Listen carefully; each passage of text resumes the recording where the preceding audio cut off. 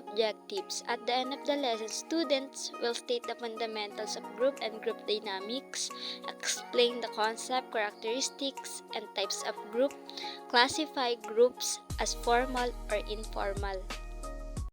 First, let us know what is the fundamental, important, or highlight of groups and group dynamics.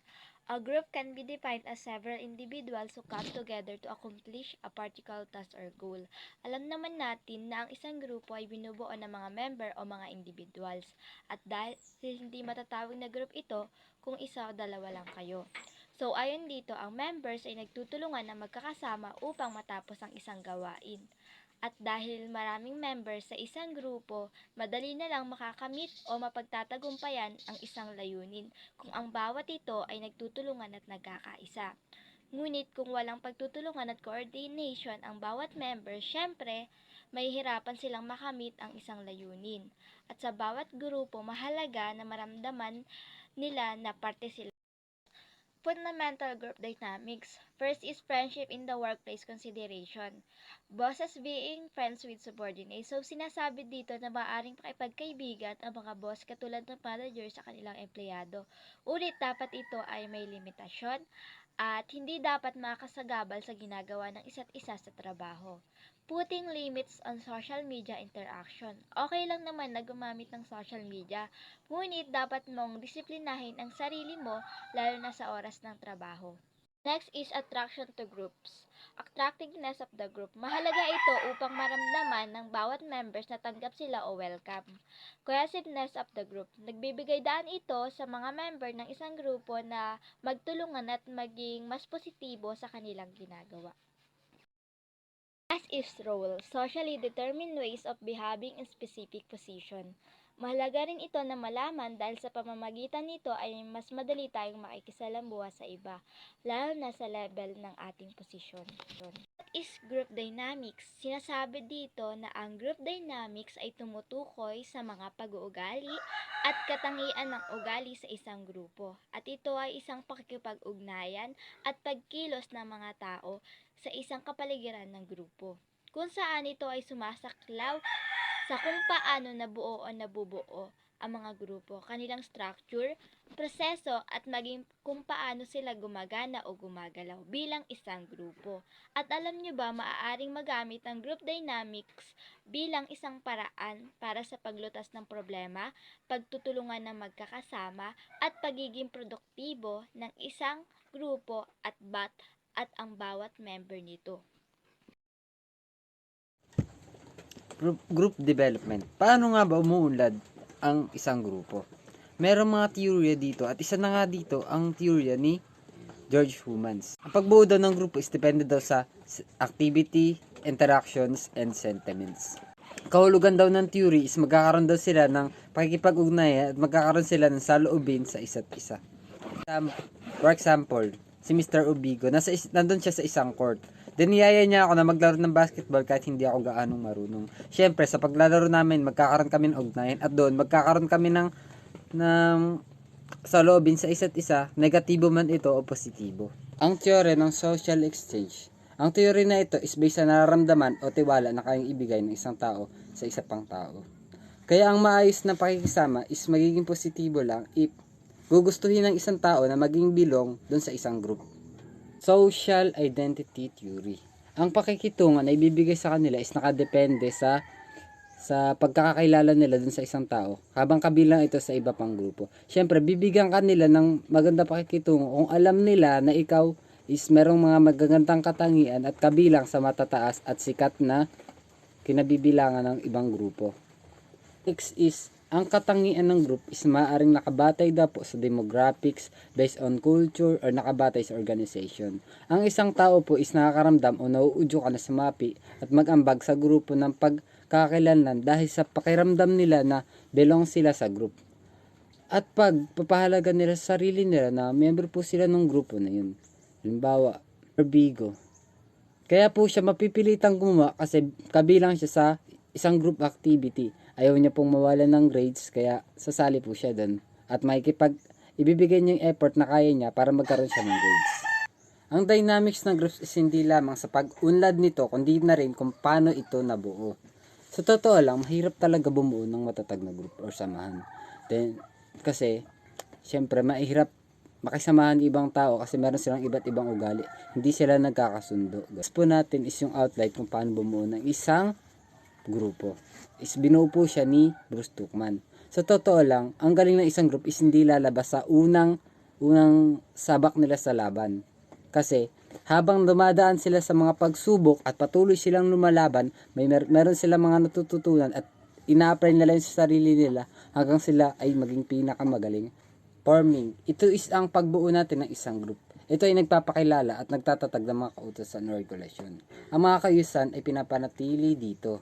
Ang mga members po is pinapakisamahan lang sila na parang strangers. At dito po, naitatayo natin ng isang matatag na samahan if yung mga rules na naitatag din nila ng sama-sama isusundin nila. Kaya habang nasusunod nila yun, patuloy silang nagle-level up at gumagaling hanggang dulo. Storming. Here is the members express or show their feelings, pero they treat pa rin as discreet o parang hindi sila ka-team. Storming, halimbawa, sa isang activity is pinagsasabihan ka dahil sa mali mo, na parang iba ka sa kanila. But, ginagawa lang naman nila to para malaman mo na nagkamali ka talaga.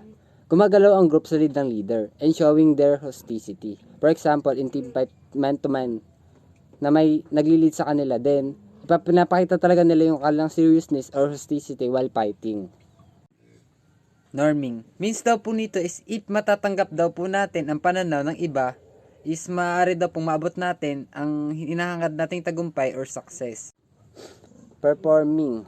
Here is gagalaw ang buong grupo sa lugar kung saan ang flexibility ang bawat isa ang mahalaga. To win or to make the team success. Like in tournament, for example, alam mo ang rule mo sa isang game o di na need ng leader na magsalita kung ano ang gagawin nyo. Na ganito, ganyan, ganito. Kasi you have your own skill. Ang gagamitin mo to get the objectives or in every situation. Di mahalaga kung sino pa ang mas mataas sa'yo. Hindi ka na kailangan utusan na ganito, ganyan kasi magkakalituhan pa kayo. You have skills para gawin yon and alam yun ng leader. Kaya flexibility ang kailangan to win or para madala sa success ang buong team. Adjuring. Here is, ang group is gakandak sila assessment ng taon at nagagawa sila ng plan para sa pagpalit ng rules. At kinikilala nila ang gawa ng bawat members. For example, they won the basketball tournament and they see na maganda ang gawing point guard ang dati nilang backup player lang. Halimbawa, ibig sabihin, binigay sa'yo yung isang role ng point guard. Ibig sabihin, nakita nila na maganda yung pinakita mo, dapat ka doon sa place na yun or sa position na yun. Kaya ibibigay nila yun sa'yo to recognize ang nagawa mo. At i-discuss ko sa inyo kung ano nga ba yung formal group. Meron tayong 4 na types ng formal group, which is yung command group, task group, project group, and committees. First is command group. Sabi dito, ang command groups daw ay specified by the organizational chart and often consists of a supervisor and the subordinates that reports to that supervisor. So, simply, para lang siyang may isang grupo, then meron siyang isang leader na kung saan yung members niya nagre-report sa isang leader. For example, dito is yung sa isang grade 10 faculty, meron doon tinatawag na isang level leader which is siya yung nagme-maintain at nag-lead sa whole team nila. Kapag may binababang announcement galing sa nakakataas sa admin, siya yung nagpapakalat sa mga buong faculty members. Next naman natin is yung task group na tinatawag. Itong task group consists of people who work together to achieve a common task. Members are brought together to accomplish a narrow range of goals within a specified time period. For example, is yung mga construction worker. So, group of people siya na meron isang goal, which is yung matapos nga yung kung ano mang building na nasa kontrata nila within a specific time period. Next naman natin yung tinatawag nilang committee. So, sabi dito, committees are temporary group created to resolve a specific compliant or develop a process. The best example dito is yung committee nga sa basketball or volleyball tuwing may liga. So, temporary group lang sila which is yung goal nila is maayos nila yung program or mapanatili nila na malinis yung game at maayos. So, next naman natin is yung project group. Sabi dito, project groups are similar to committees and normally disband after the group completes the assigned task. So pagtapos nila makomplete yung goal nila, nawawala na din sila or nadidisband. Kagaya ng committee, temporary group lang siya. For example, yung mga groupings natin sa mga subject natin, which is pag natapos na natin gawin yung project, yung ibang group nawawala na. So let's talk about informal groups. Informal groups are social networks that naturally emerge within a formal organization structure. These groups often form due to shared interests, personalities, or common goals among employees, and they can significantly influence workplace dynamics. While they can foster camaraderie and facilitate information exchange, they may also pose challenge for management if they develop cliques or become resistant to organization changes. Informal groups develop organically.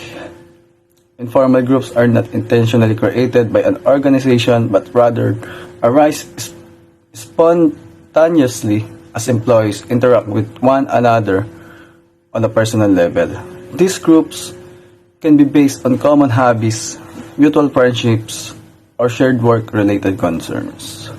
So here's the three types of informal groups. First, the friendship groups. Second, the interest groups. And last, the reference group. So let's talk about friendship group first. Friendship groups are formed by members who enjoy similar social activities, political beliefs, religious values, or other common bonds. Members enjoy each other's company and often meet after work or participate to these activities. For example, sa school, ayun, sa araw-araw na makikita mo sila, syempre yung klase mo, malabong hindi mo sila maka-interact sa mga bagay. Kaya, doon mabubuo yung friendship. Simula ng friendship. Next is interest groups. Interest groups usually continue over time and may last longer than general informal groups. Members of interest groups may not be part of the same organizational department, but they are bound together by some other common interests. For example, kung nanonood kayo ng One Piece na anime, ganun. Si Luffy gusto niya, maging King of the Pirates. Ayun yung interest niya. Si Zoro, gusto niya maging Greatest Swordman. Ayun, yung mga ganong interest, kaya nabuo yung pirate group. And finally, the reference group. Reference groups are social groups or individuals that an individual uses as a point of comparison to assess and shape their own beliefs, values, and behaviors. These groups can be influential in guiding consumers' choices, lifestyle decisions, and career aspirations as their people often look to these reference groups to validate their choices. Group structure is a pattern of relationship among members that hold the group together and help it achieve assigned goals. Structures can be described in a variety of ways. Among the more common consideration are group size, group roles, group norms, and group cohesiveness. The importance of group structures. Work groups are organized and have structural elements that help the members understand who is responsible for the task, what kind of behavior are expected of group members. Dito po sa group structure, pinapakita po dito yung mga unity ng members, kung paano po nila ma-achieve yung goals nila. Second is group size. Group size can vary from 2 people to a very large number of people. Small groups of 2 to 10 are thought to be more effective because each number has ample opportunity to participate and become actively involved in group. Dito naman po sa group size is mas marami yung members niya, kaya mas mataas yung chance ang magawa yung mga tasks ng mas madali. At kung meron naman pong hindi mas magaling dun sa isang task na naibigay sa kanya, is pwedeng punan nung isa pang member para po magawa yung task. Ang problema lang po dito is yung mga members sa sobrang dami po is hindi na sila nagkaka-unity sa paggawa ng task. Next is group roles. Ayon dito, sa formal groups, ang mga tungkulin ay karaniwang itinatalaga o ibinibigay sa bawat member ng isang grupo, kung saan nagkakaroon sila dito ng responsibilidad na dapat nilang isaalang-alang at pahalagahan. Katulad na lang ng group namin dito sa NSTP, kung saan ay may sarili-sarili kaming tungkulin at responsibilidad na dapat gawin. May mga pagkakataon din na may mga umuusbong o nagpapakilala na tungkulin na likas na nakikilala upang matugunan ang bawat pangangailangan ng mga grupo. Habang may umuusbong na panibagong tungkulin, napapalitan ang itinalagang tungkulin na kung minsan ay nagreresulta ng hindi maganda, katulad ng pamimilit na gawin ang lahat ng ipinapagawa. Group roles can be classified into work, maintenance, and blocking roles. What is working roles? Working roles are task-oriented activities that involve accomplishing the group goals. O ito ay isang tiyak na hanay ng mga responsibilidad at tungkulin na ibinibigay sa isang empleyado o member sa loob ng isang organization o grupo upang matapos ang layunin nito, katulad ng mga initiator at informer. Ano nga ba ang tungkulin ng isang informer? Ang informer ang siyang nagbibigay linaw sa lahat ng mga ideya, issue at maging problema sa isang grupo para mas maintindihan ito. Katulad ng summarizer kung saan sila ang gumagawa ng mga konklusyon, nagbibigay opinion para sa grupo. Ang reality tester naman ay ang sumusuri sa mga ideya at sila ang sumusubok na gamitin ang idea sa totoong sitwasyon upang malaman kung ang mga ito ay epektibo ba o hindi. Next is maintenance role. Ano nga ba ito? Ito ay isang tungkulin kung saan ito ay gumagana upang mapanatili ang pagkakaisa sa lipunan at matupad ang mga interpersonal na pangangailangan ng mga member ng grupo at maging tapat sa kanilang mga pangako. Ang maintenance role ay makikilala bilang harmonizer, gatekeeper, and consensus. Ang harmonizer ang siyang nagpapakalma sa tensyon na nangyayari sa grupo upang magkasundo at maintindihan ang gusto ng bawat isa. At siya rin ang naghahanap ng mga bagong opportunity na makakatulong sa grupo. Ang gatekeeper naman ay ang siyang gumagawa ng mga mungkahi na humihikayat sa pakikilahok. Habang ang consensus tester naman ang siyang nagbibigay buhay sa mga pagtatanong tungkol sa pagdidesisyon at pagsubok ng mga ginawang konklusyon. Next is blocking roles. Ang word na blocking ay nangyayari kapag ang member ng grupo ay kumilos sa paraang nakagambala ito sa daloy ng impormasyon na iminumungkahi. Ang tungkuling ito ay may positibo at negatibong paraan. Nagiging negatibo ito sa pamamagitan ng pag-abala sa tinatalakay ng grupo kung saan magbibigay o magpapahayag ang isang member ng walang maitutulong na impormasyon at pagtawa at paggawa ng ingay sa isang seryosong usapan na nakakaistorbo sa pinag-uusapan. Nagiging positibo naman ito sa pamamagitan ng pagbibigay ng biro ng isang member na hindi nakaka-offend sa lahat, lalo na sa tuwing may tensyon sa pagitan ng bawat member upang hindi magkaroon ng alitan. Minsan naman nakakatulong ito upang mapag-isipang mabuti ang isang desisyon na gagawin o mga issue na dapat bigyan ng solusyon, katulad ng aggressor, kung saan hindi niya sinasang-ayunan ang mga gusto ng ibang miyembro dahil may napapansin siyang hindi maganda. Blocking roles ay may tinatawag na blocker. Ngunit ano nga ba ito? Ang blocker ang siyang nagpapagulo sa ideya ng mga grupo dahil matitigas ang kanilang ulo. Madalas silang nakakaistorbo sa iba at kung minsan kanilang minamanipula. Sila ay nakakakuha ng atensyon dahil sa kanilang panggugulo na walang kaugnayan sa pagkamit ng mga layunin. Minsan ginagawa nila ito upang maiwasan ang kanilang pangako sa grupo at paghahangad ng mga layunin na walang kabuluhan. Tinatawag din na roles ambiguity.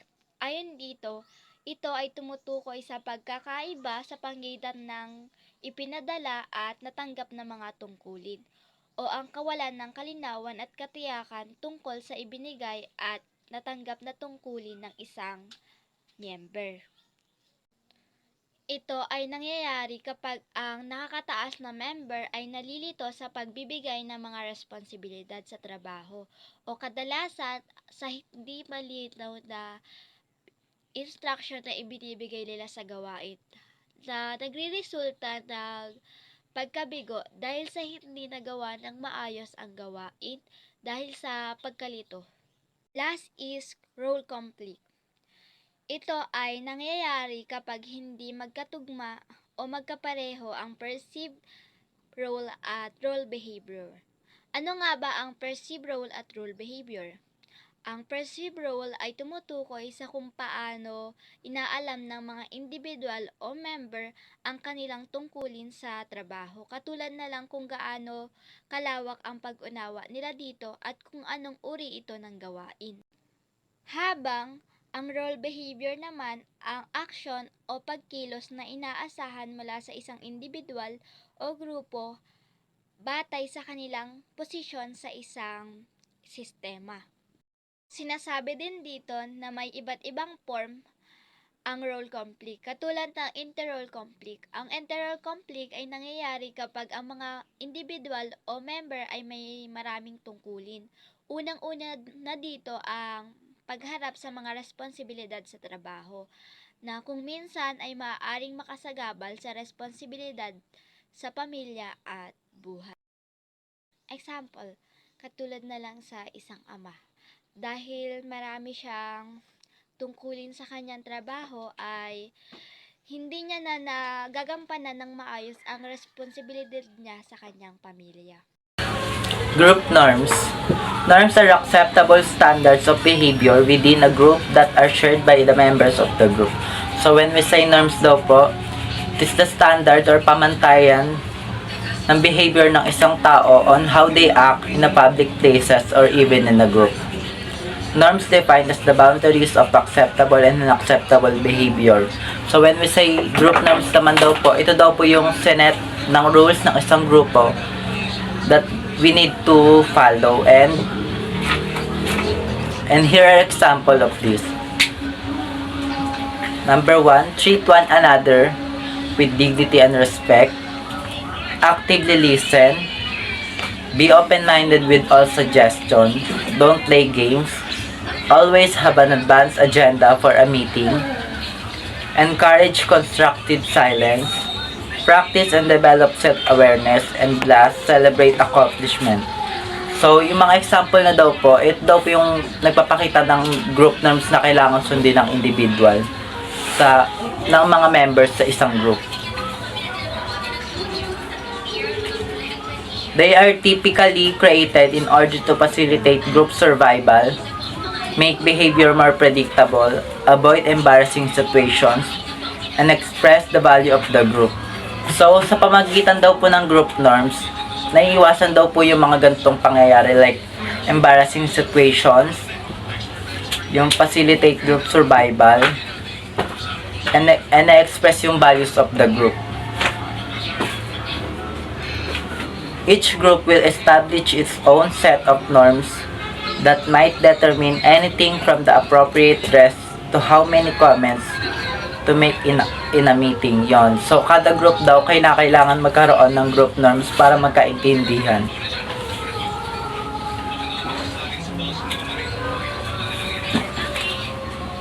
Groups exert pressure on the members to force them to conform to the group standard. The norms often reflect the level of commitment, motivation, and performance of the group. So, sa isang grupo daw po, yung individual ay inaasahang magkaroon ng commitment, motivation, and performance ng kada individual. Performance norms determine how quickly members should work and how much they should produce. They are created in an effort to determine levels of individual effort. So, when we say performance norms naman daw po, dito daw po makikita or masusukat kung gaano kabilis or kung gaano nag-produce or tinrabaho ng isang members in a group yung mga binigay na task. And sinasabi daw po dito na dapat sa mga ginawang task, dapat individually nakikitaan tayo ng effort sa mga tinrabaho natin.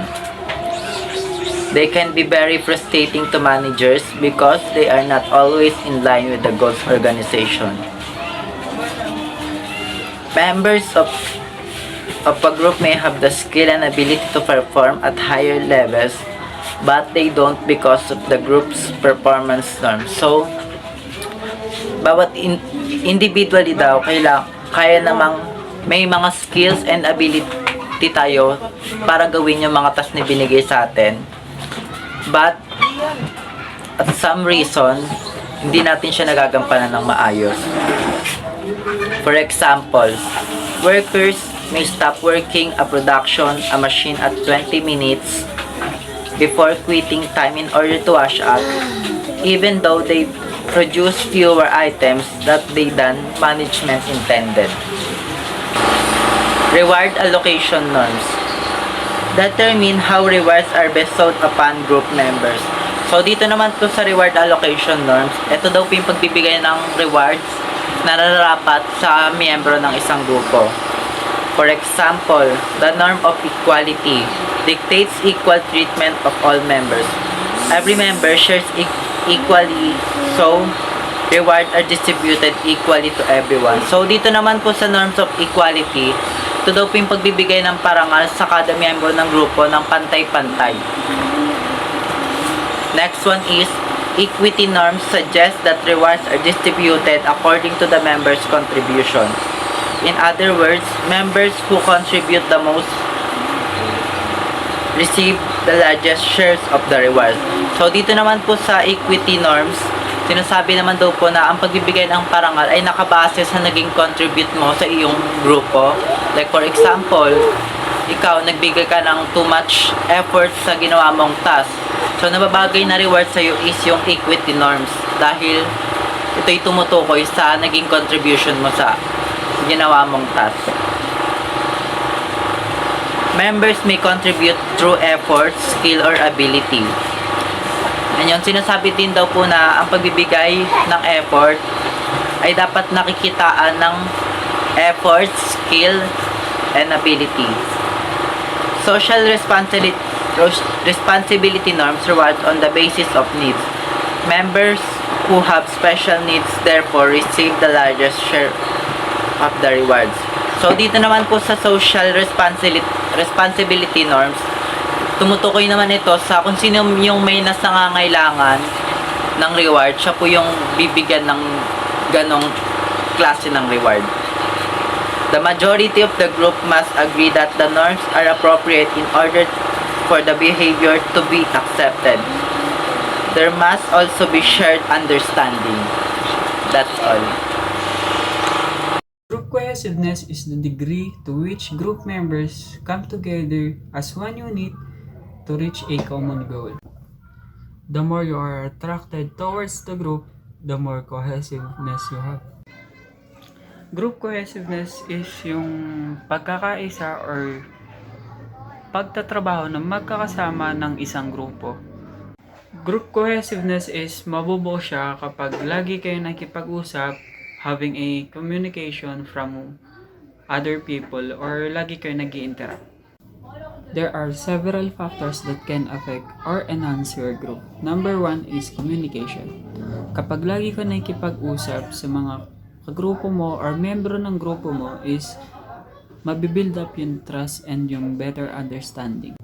Second is group size. Kapag mas maliit lang yung grupo mo, mas madali mo silang ma-handle or ma-monitor dahil list na yung i-approach mo na tao.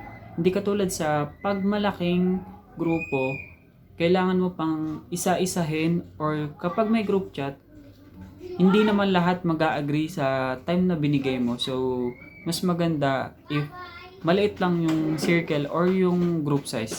Third is shared goals. Kapag yung mga member natin is nagbibigay ng opinion, mas magandang i-analyze natin or ipunin natin yung mga opinion nila para makabuild up ng better idea para ma-enhance natin yung group. Marami sa atin ay nagwawatak-watak yung grupo dahil lang sa misunderstanding or pagkakaroon ng problema. Kaya kailangan din natin ng leader or leadership. Dito, may sinusunod tayong isang tao or nakadepende sa grupo kung ilan yung magiging leader. Mas maganda rin na walang na left behind sa grupo nyo dahil madalas ito yung nagiging cause ng pag-alis or paglipat ng miyembro sa